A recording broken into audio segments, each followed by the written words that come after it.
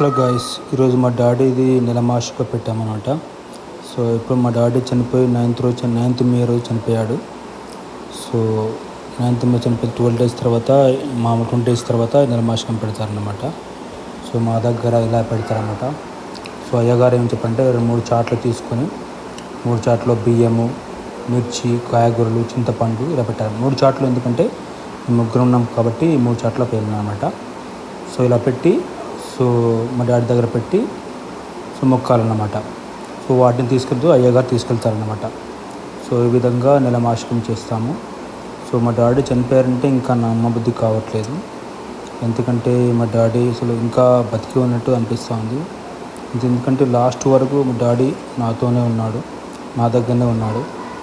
So 1 month 10 days నా దగ్గరనే ఉన్నాడు. చాలా బాగా చూసుకున్నాం. కానీ ఏమైందో ఏమో కానీ సడన్గా సిక్ అయిపోయాడు. తినడం మానేశాడు. ఓన్లీ తక్కువ తినడము, తాగడము చేసేవాడు అన్నమాట. సో హాస్పిటల్లో జాయిన్ చేసిన కానీ వెంటనే చనిపోయాడు అన్నమాట. బాధ.